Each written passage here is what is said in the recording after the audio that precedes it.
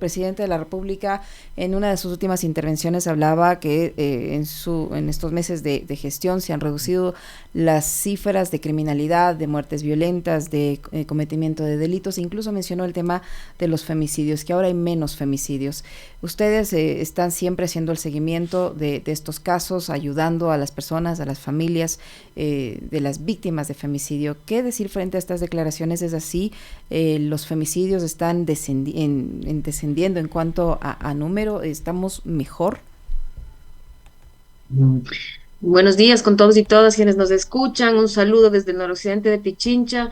La pregunta que le hacemos al señor presidente es ¿en qué país vive? ¿No? No sé en qué país ha bajado la violencia, en qué país ha bajado la criminalidad. Al contrario, estamos denunciando desde que inició el año 2024 que el contexto violento que está viviendo Ecuador afecta directamente a mujeres, niñas y adolescentes. Hemos denunciado que la violencia en su escalada mortal, es decir, los femicidios, se han incrementado y tienen además otras connotaciones y características. Lo que tiene que hacer el señor presidente es ponerse a trabajar con sus ministros y ministras para mirar lo que está ocurriendo en la realidad del país, conocer el país, que es un país pluricultural, y ver los distintos territorios y cómo se está expresando esa violencia, desde sociedad civil, en lo que hasta abril, hasta el 30 de abril teníamos registrados 65 femicidios y todavía seguimos registrando, todavía no hemos terminado de validar los casos porque son demasiados.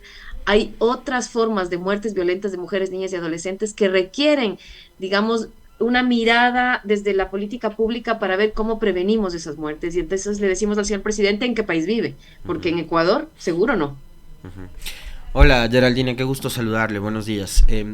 El año pasado, el 2023, no solo que fue el año más violento, y esto lo conversábamos con usted también hace algunos meses atrás, en términos generales el año más violento, 8,000 y pico de muertes violentas, y entre esas 321, usted me corregirá, 321 femicidios.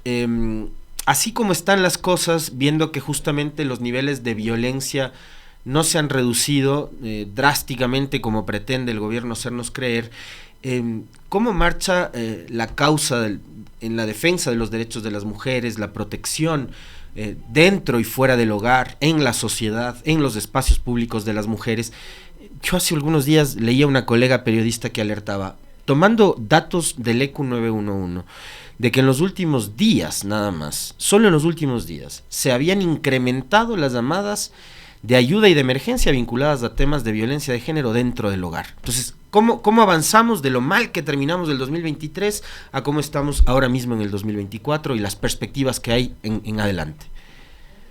Digamos, no estoy segura si hemos avanzado, más bien estamos denunciando que hay un retroceso en cuanto al acceso a derechos. ¿Por qué? Porque el sistema, el famoso sistema de protección integral, que debería activarse en todos los territorios, y cuando digo en todos los territorios quiero decir, por ejemplo, en Nanegal, por ejemplo, en Pacto, aquí mismo en Pichincha, en Cayambe, es decir, cuando una víctima de violencia, una mujer, niña y adolescente, se acerca a un servicio, ¿no es cierto? Debe activarse un sistema de protección que, digamos, la proteja justamente. Y no solamente hacer un informe, enviar un papel y dejar ahí, digamos, entre paréntesis, tirada a la señora o a la niña adolescente que requiere protección. Ese famoso sistema de protección no se activa. ¿Por qué digo esto? Porque el femicidio solamente es la escalada mortal de la violencia. Podemos hacer mucho antes. Este año lo que se ha visto es una repetitiva o un repetitivo falso discurso de que los sistemas se activan y no se activan. En los territorios rurales, digamos, en los barrios urbanos marginales, no estamos, digamos, haciendo un buen trabajo desde las entidades gubernamentales que requieren poner atención a lo que ocurre, ¿no? Em, digamos, todavía queda mucho por hacer, queda mucho por entregar recursos, digamos, efectivos y suficientes para que todas las entidades competentes, cuando digo competentes, no es solo el Ministerio de la Mujer y Derechos Humanos, es también salud, es también todo el sistema de justicia, es también educación, es también inclusión, es decir, cómo van a generar, digamos, medidas de protección, medidas de reparación, si es que no tienen recursos, ¿no? Y eso lo digo hoy día jueves 9 de mayo, en la Asamblea Nacional, del segundo debate para aprobar una ley transformadora integral para las familias víctimas de femicidio, es decir, para todas las familias que han perdido una hija, una hermana, una sobrina, una nieta. Esa ley tiene que sacarse hoy, tiene que ser una ley con presupuesto, así que hacemos un llamado tanto a la Asamblea Nacional, a la Comisión de Garantías Constitucionales, desde sociedad civil estamos vigilantes a que esa ley tenga los fondos suficientes, no queremos leyes solo escritas en escritorio. Y lo mismo hacemos un llamado al Ejecutivo, porque de la Asamblea Nacional del segundo debate va a pasar al Ejecutivo. ¿Qué va a hacer el Ejecutivo? No puede vetar la ley, lo que tiene que hacer es darle y asegurar los recursos suficientes. ¿Qué pasa con el MIES y su presupuesto para el bono de orfandad para el 2024 y 2025? ¿Está asegurado ese presupuesto? Yo le pregunto, señor presidente, con su ministra de Inclusión Económica y Social, ¿ya está destinado los recursos para eso o no es importante? ¿Qué pasa con salud? ¿Qué pasa con fiscalía y todos los equipos psicosociales que deben acompañar un caso? Estamos en el noroccidente de Pichincha y las unidades judiciales, la unidad judicial multicompetente no es suficiente para un cantón como San Miguel de los Bancos, que no solamente atiende un cantón, sino que atiende 4 parroquias rurales de Quito. Y eso es con fondos suficientes, es con personal especializado. Tampoco queremos, digamos, personal que no conoce nada sobre el tema de violencia. Eso es una función y un deber del Estado, del gobierno nacional, que tiene que asegurar especialidad para que se pueda activar un sistema de protección. Y si no se activa la especialidad, pues estamos demandando sanción para todos y todas las funcionarios y funcionarias que no activan los sistemas, que no hacen seguimiento de los casos, que no hay acompañamiento y por lo tanto lo que hay es un discurso permanente de impunidad. Eso es lo que ha pasado en el 2024 y eso es lo que le decimos alto. Desde sociedad civil le decimos: nadie nos caña, señor presidente. Aquí estamos levantando la voz y queremos que haya una ley suficiente y eficiente con presupuestos entregados, no presupuestos en papel. Ahora se corre el riesgo, Geraldine, de que si se aprueba esta normativa y si el presidente no la veta, pase lo mismo que lo que pasaba con la ley contra la violencia hacia la mujer, que pese a que está escrita, que pese a que está en vigencia, finalmente nunca se terminan de entregar los presupuestos completamente y ocurre que esto afecta a una serie de actividades, entre ellas, por ejemplo, las casas de acogida. Por supuesto, digamos, la ley, este momento que es histórico para Ecuador, que la Asamblea Nacional apruebe en segundo debate una ley reparadora, es lo mínimo que el Estado ecuatoriano debe hacer o le debe a las familias víctimas de femicidio, que ni siquiera acceden las familias a justicia, pero con una ley de reparación garantizamos que esa famosa reparación integral que está escrita en la norma se concrete con medidas eficientes, porque no es solamente escribir en una sentencia que van a tener una indemnización cuando el femicida salga de la prisión. Eso no es reparación. Esta vez es histórico. Ecuador puede tener una ley reparadora que dé, digamos, que sea un ejemplo en otros países de América Latina, y el presidente de la República, como va a pasar ejecutivo, lo que tiene que hacer es financiar esa ley y asegurar los recursos. Así un llamado al ministro de Finanzas: estamos alertas, es lo mínimo que debería hacer el país por las familias víctimas de femicidio y es lo que estamos esperando. Hoy día se debate la ley, es el segundo debate, después pasa al ejecutivo y vamos a estar alertas de lo que ocurre con la ley para familias víctimas de femicidio. Ahí creo que hay un capítulo que es súper importante, Geraldine, sobre las víctimas que son los hijos, ¿no? Los que quedan con vida, porque también hay niñas y hay niños que han resultado asesinados por los femicidas. Pero, ¿qué pasa con los que quedan, ¿no? Muchos bajo el cuidado de los abuelos, etcétera. ¿Qué debería hacer el Estado para garantizarle mínimas condiciones de vida para un niño al que le han asesinado a su madre? Justamente, el Estado tiene que tener una ley. Hemos visto estos años, desde que se tipificó en el 2014 el COIP, que no funcionan las medidas de reparación integral desde el sistema de justicia. Jueces y juezas tienen una mirada obtusa de lo que es la reparación integral y se creen que solamente colocando unas letras que dicen indemnización económica está. No hay. En Ecuador no hay ni una sola familia que ha recibido indemnización económica. Por lo tanto, la reparación integral se tiene que entender así, como dice la palabra integral. No es un problema solamente de acceso a recursos, es un problema de atención en salud, de acceso a educación, de acceso a bonos de vivienda. O efectivamente cuando la familia sí lo necesita. Esto no se ha hecho. Cuando ocurre un femicidio impacta tanto en sus hijos e hijas, si es que la víctima tenía hijos e hijas, pero también impacta en la familia en general.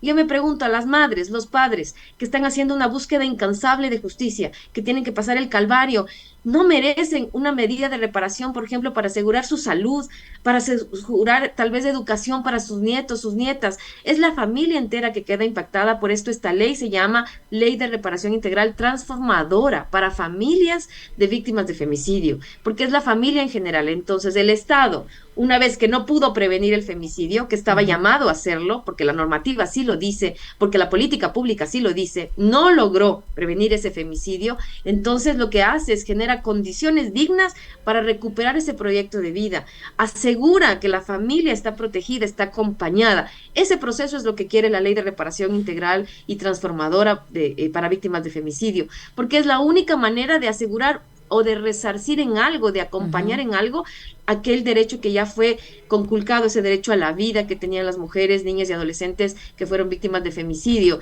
Y quería aclarar, el año pasado, desde Sociedad Civil dijimos que había por lo menos 31 niñas, es decir, menores de edad y adolescentes que fueron víctimas de femicidio. Es decir, el femicidio afecta todo el ciclo vital, desde niñas, bebés menores de un año hasta adultos mayores. Por eso es un problema de política pública, por eso es un problema, digamos, del país, del Estado, del Ejecutivo. En Ecuador, según las cifras del INEC, 52% de la población somos mujeres. Por lo tanto, señor presidente, la mitad de la población requiere que se atienda y se cumpla y se responda a las demandas. Esta demanda es muy simple, queremos una vida libre de violencia y queremos que se active lo que se tiene que activar para prevenir, para erradicar, para proteger y para reparar. Geraldine, en cuanto al tema de los femicidios, usted decía que hay 65 femicidios hasta el 30 de abril. Si esta tendencia continúa, ¿superaremos la cifra registrada en el 2023 de 102 femicidios? En el 2023 hubo más de 300. 321, ¿no? para ser exactos. 321, en realidad sí te tenía que corregir, disculpa, gracias por recordarme. En realidad son 323 y no es algo para, digamos, porque están las dos niñas que fueron encontradas en el 2024 tiradas como basura en una zanja en Tulcán, pero ellas fueron asesinadas en el 2023. Eso ocurre con las cifras, van cambiando y se van actualizando. No podemos proyectar, yo no puedo proyectar, ni me animo a decir, ni me atrevo a decir si va a ir creciendo. Yo quisiera decir que no, que podemos tener una sociedad libre de violencia, que podemos prevenir los femicidios y que no van a seguir en aumento. Pero realmente eso solamente lo sabremos en diciembre, cómo pasó la tendencia en el 2024. Lo que digo es que 65 femicidios hasta el 30 de abril es bastante, es mucho. Somos un país pequeño, para que tengan una idea, Argentina acaba de lanzar sus cifras hasta abril y son menos de 45, y es Argentina. Ecuador, somos un país muchísimo más pequeño, que podríamos ser una provincia, y tenemos unas cifras elevadas, lo que quiere decir que la violencia es un problema de política pública, es una pandemia que nos mata, es algo que hay que tomar atención, no es algo de segunda categoría, de segunda clase, que no, es algo importante, porque las mujeres somos la mitad de la población. La Secretaría de la Mujer, ¿qué ha hecho? ¿Qué está haciendo? ¿Qué se sabe? Bueno, el Ministerio de la Mujer y Derechos Humanos es la entidad competente, ¿no? Y hacemos un llamado a la ministra Tanca también para poner, digamos, la atención con lupa, de acuerdo a los distintos territorios de lo que está pasando con temas de violencia. Le hago un llamado a la señora ministra de que se pueda hacer un seguimiento, por ejemplo, en cantones rurales, para hacer unos pilotos nacionales, como San Miguel de los Bancos, donde necesitamos jueces especializados y juezas, más fiscales, tienen muchas causas y no hay personal. ¿Y qué pasa con las causas de violencia? Se quedan represadas y se quedan ahí atoradas. Y luego, esos casos muchas veces terminan siendo femicidios. Entonces, la ministra de la Mujer y Derechos Humanos tendría que mirar, digamos, distintos estudios de caso para ver qué pasa, cuáles son los nudos críticos de los que no avanza, digamos, este sistema de protección, porque queda mucho por hacer.